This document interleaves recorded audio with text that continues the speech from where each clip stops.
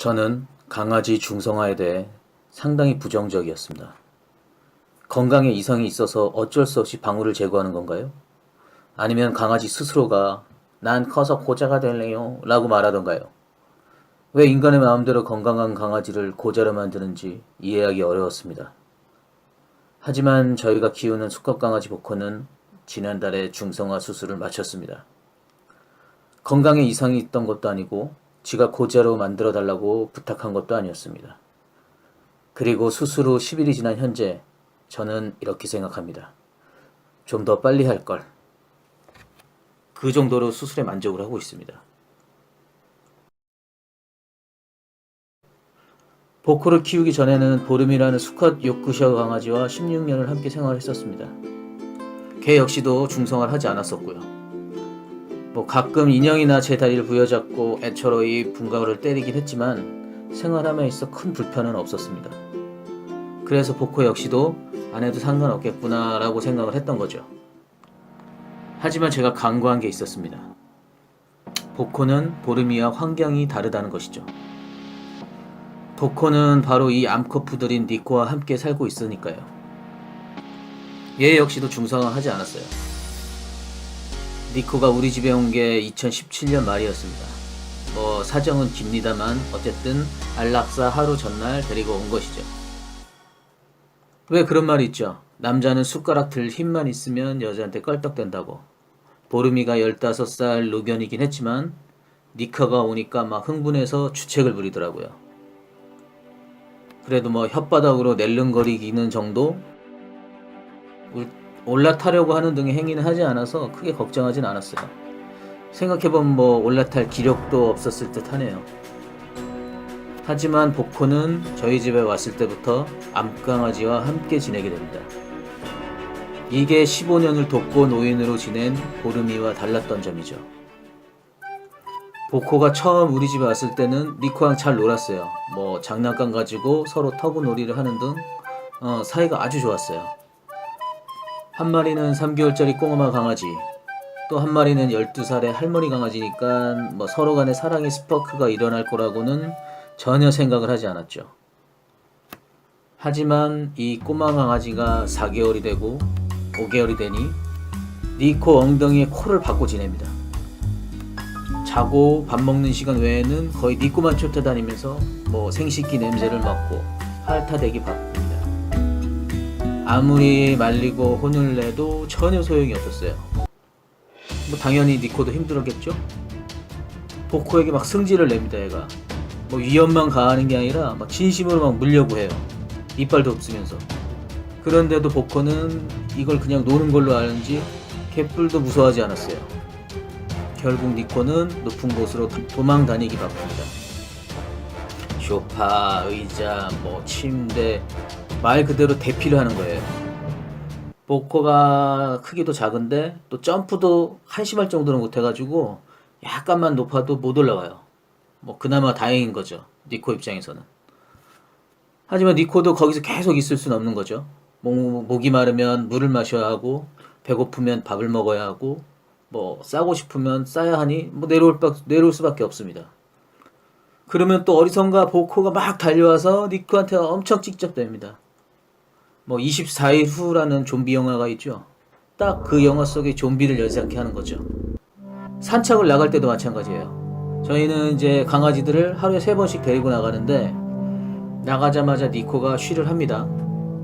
그러면 보코가 그 쉬를 핥아요. 그리고 그 위에다가 지가 다시 쉬를 해요.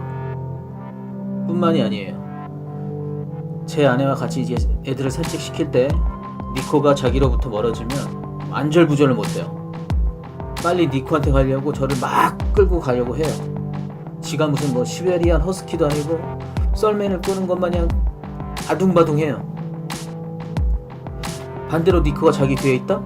그럼 그 자리에서 주저앉아서 안 가려고 하는 거죠. 이렇게 끌어당겨도. 왜?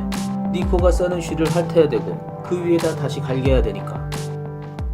그런데 이건 약과입니다. 사실 이건 아무것도 아니에요. 암컷인 니코에게도 발정기라는 게 옵니다. 13살 할머니지만 번식에 대한 본능이 살아있는 거죠. 그럼 어떻게 되느냐? 니코가 보코를 유혹합니다.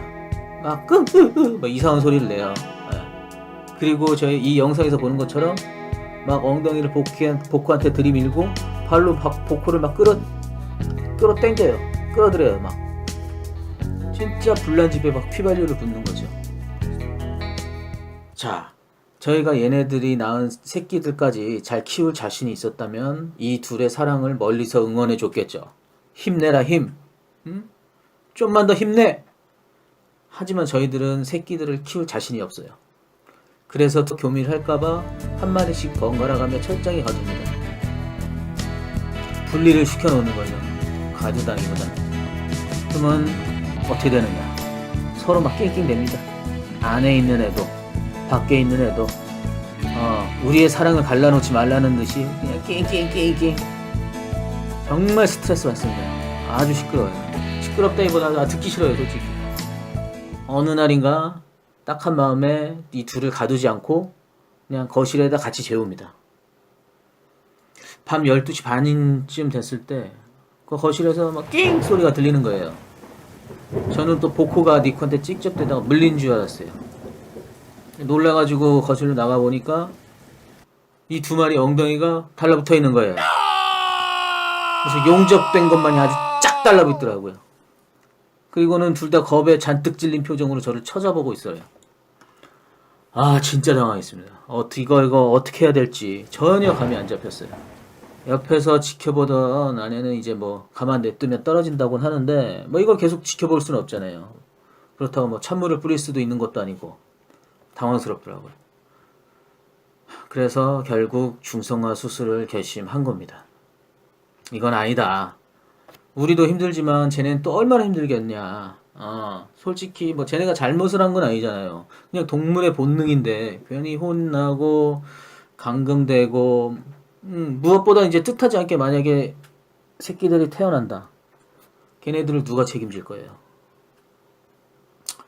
그래서 이런 이유로 다음날 동물병원에 전화를 해서 바로 예약을 잡습니다. 그리고 수술하기 전날까지는 그 기저귀와 매너벨트를 사서 만일의 사태를 방지했던 거죠. 그렇게 복호는 11월 23일 오후 4시경 고자가 됩니다. 고자로 다시 태어나는 거죠.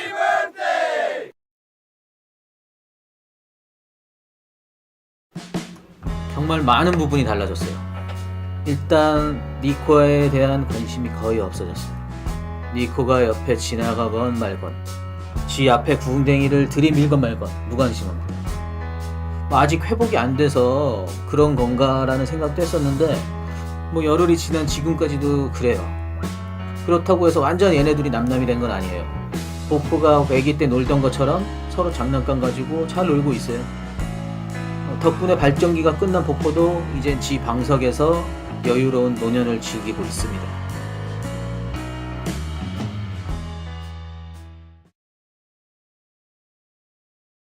아까도 말씀드렸듯이 니코 쉬뿐만이 아니라 복호는 막 다른 개 쉬도 막 핥아댔어요. 사실 뭐 전에 키우던 보름이도 뭐 복호처럼 심하진 않았지만 뭐 산책 나가면 한 번씩 그랬어요. 사실 니코도 중성화 안 해서 그런지 다른 개들 쉬 냄새가 나면 핥긴 하더라고요.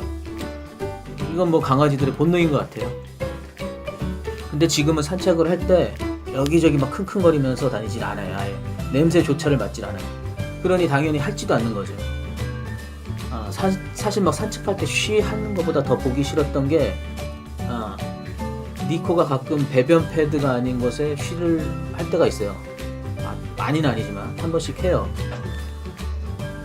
이렇게 물이 이렇게 고여 있는 거죠. 쉬가 고여 있는 거죠. 근데 복호는 그거를 물 마시듯이 막 핥아 먹어요. 입 주변에 허옇게 거품이 낄 정도로 꿀꺽꿀꺽 마십니다. 더러워 죽어요 진짜. 그거 보면 막 이제는 그런 거 없어요. 더 이상 그런 더러운 꼴 보지 않아도 됩니다. 아주 좋아요. 그리고 산책을 나가서도 마킹 자체를 거의 안 해요. 수술 전에는 진짜 3보 1찍이었어요. 몇 걸음 걷다 다리 들고 또 몇 걸음 걷다가 냄새 맡고 다리 들고 뭐 쉬가 안 나오면 방광을 쥐어짜서라도 막 마킹을 하는 느낌? 영역 표시를 하는 느낌? 이제는 거의 안 합니다. 물론 뭐 쉬는 하죠. 근데 예전처럼 뭐 영역 표시를 하기 위해서가 아니라 그냥 단순히 방광이 차서 쉬가 마려워서 쉬를 비우는 그런 느낌인 거죠. 제가 한 20분 산책 나가면 처음에 한 뭐 한두 번, 두세 번 이렇게 싸고 나머지는 그냥 걸어 다녀요. 그냥 한 번씩 뭐 신기한 냄새 맡을 때도 있긴 한데 진짜 그런 거 없이 그냥 걷기만 해요. 이제야 이제 산책할 맛이 나더라고요. 조금 걷다 멈추고 또 몇 발 걷다 멈추고 나중에는 화딱지가 나서 그냥 막 좀 살짝 땡기거나 뭐 안고 들어올 때가 많았죠. 근데 지금은 없습니다. 그런 게. 네. 여기까지가 수술 후 일주일간을 지켜본 소감입니다. 수술을 하고 며칠간은 이제 회복이 되지 않았는지 이렇게 기운이 많이 없었는데 이제는 예전처럼 활발해졌고 말썽도 좀 부리고 그럽니다. 재밌어요. 저는 강아지 중성화 수술에 대해 상당히 부정적이었어요. 하지만 지금은 긍정적으로 바뀐 게 사실입니다. 전에 비해 키우기가 훨씬 수월해졌으니까요. 중성화 수술 후 모든 강아지가 문제의 행동을 안 하는 건 또 아니라고 합니다. 오히려 예민해지거나 반대로 소극적이 돼서 전보다 더 힘들어지는 경우도 있다고 하니 수술을 생각하고 계신다면 꼭 전문가와 상담 후 진행하시는 게 좋을 것 같습니다. 마지막으로 제 짧은 소견을 올리겠습니다. 어떤 동물이든 새끼들은 다 예쁩니다. 다 착해요. 하지만 얘네들이 커가면서 못생겨질 수도 있고 막말로 행동이 개 같아질 수도 있습니다. 그러면 새끼 때는 물고 빨고 예뻐서 난리를 치던 견주들이 개인 사정상 키우기 어렵다면서 인터넷에 무료 분양글을 올리죠. 어떤 사람들은 고속도로 휴게소 같은 곳에 버리고 도망갑니다. 더 심하면 쓰레기 봉투에 담아서 버리거나 그냥 죽이기도 하죠. 저는 주변 사람들이 강아지를 키우고 싶다고 하면 말려요. 정 키우고 싶다면 유기견 보호센터 같은 곳에서 다 큰 강아지를 임시 보호해보고 결정하라고 말합니다. 수없이 많은 동물들이 버려지고 안락사당하고 있습니다. 다시 말씀드리지만 새끼 때는 다 예쁘고 다 착합니다. 입양을 하기 전에 정말 신중히 생각을 해보시고 결정하길 바라겠습니다. 감사합니다.